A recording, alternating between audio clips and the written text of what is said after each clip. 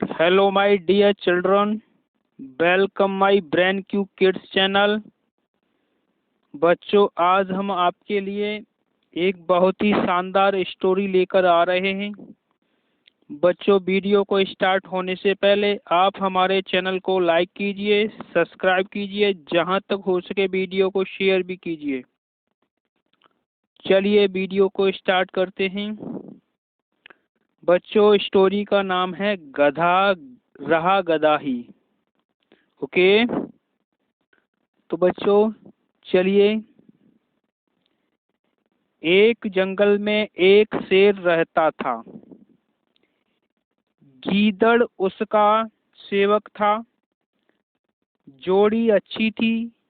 शेरों के समाज में तो उस शेर की कोई इज्जत नहीं थी, क्योंकि वह जवानी में सभी दूसरे शेरों से युद्ध हार चुका था। ओके बच्चों, इसलिए वह अलग थलग रहता था। उसे गीदड़ जैसे चमचे की सख्त जरूरत थी। ओके बच्चों, जो 24 घंटे उसकी चमचागिरी करता रहे। गीदड़ को बस खाने का जुगाड़ चाहिए था। पेट भर जाने पर गीदड़ उस शेर की वीरता के ऐसे गुणगान करता कि शेर का सीना फूलकर दुगना चौड़ा हो जाता था। ओके बच्चों, एक दिन शेर ने एक बिगड़ैल जंगली बैल का शिकार करने का साहस कर डाला। ओके बच्चों, बैल बहुत ही शक्तिशाली था।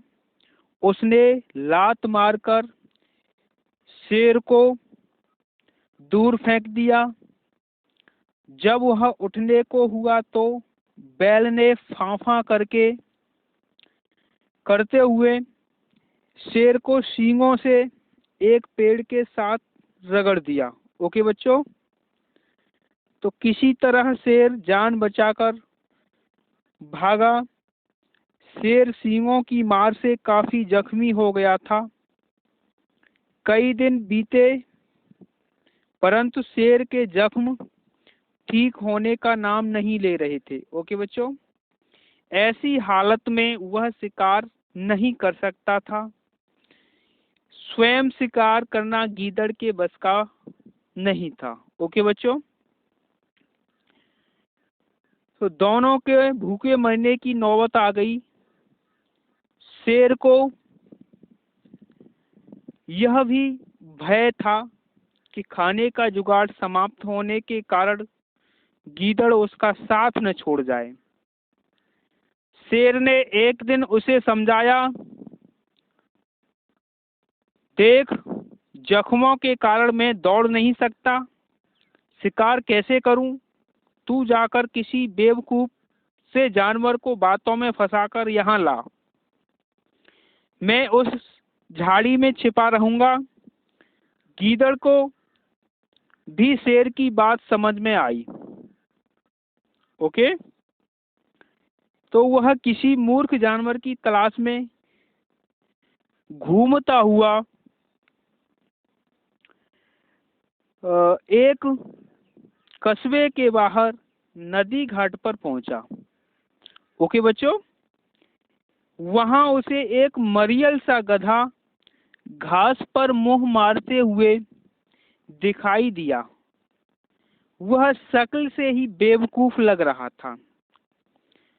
गीदड़ गधे के निकट जाकर बोला, पाए लागू चाचा, बहुत कमजोर हो गए हो, क्या बात है? गधे ने अपना दुखड़ा रोया।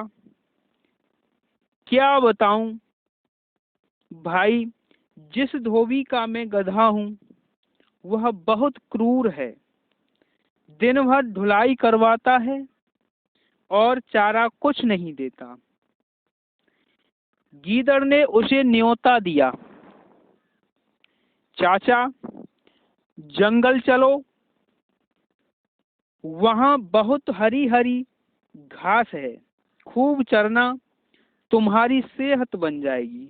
ओके बच्चों, गधे ने कान फड़फड़ाए और बोला, राम राम, मैं जंगल में कैसे रहूंगा? जंगली जानवर मुझे खा जाएंगे। तो गधे ने कहा, चाचा तुम्हें शायद पता नहीं कि जंगल में एक बगुला भगत जी का सत्संग हुआ था। उसके बाद सारे जानवर शाकाहारी बन गए हैं।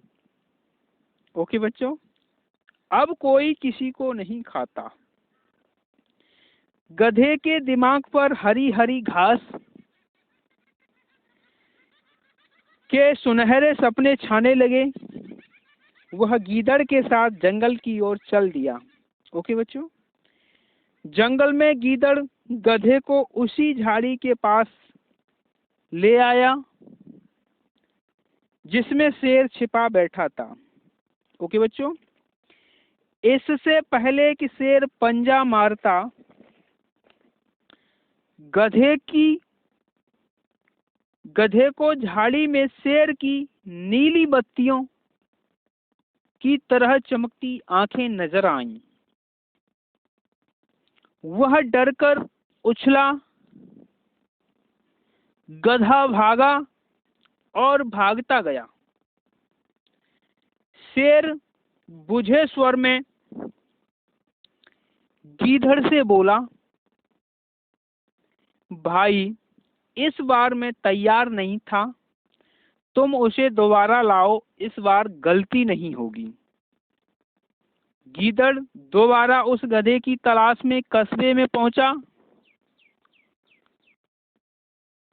तो उसे देखते ही बोला, चाचा तुमने तो मेरी नाक कटवा दी। तुम अपनी दुल्हन से डरकर भाग गए। उस झाड़ी में मुझे दो चमकती आंखें दिखाई दी थी जैसे शेर की होती हैं। मैं भागता न तो क्या करता, गधे ने शिकायत की। ओके बच्चों, गीदड़ झूठ मूठ माथा पटक कर बोला, चाचा ओ चाचा तुम भी पूरे मूर्ख हो। उस झाड़ी में तुम्हारी दुल्हन थी, उसकी आंखें चमक रही थी तो तुमने उसे शेर समझ लिया। गधा बहुत लज्जित हुआ। गीदड़ की चाल भरी बातें ही ऐसी थी। गधा फिर उसके साथ चल पड़ा। ओके बच्चों, जंगल में झाड़ी के पास पहुंचते ही शेर ने नुकीले पंजों से उसे मार गिराया। इस प्रकार शेर व गीदड़ का भोजन जुटा। ओके बच्चों, तो बच्चों इस कहानी से हमें सीख मिलती है कि दूसरों की चिकनी चुपड़ी बातों में आने की मूर्खता कभी नहीं करनी चाहिए। ओके, धन्यवाद।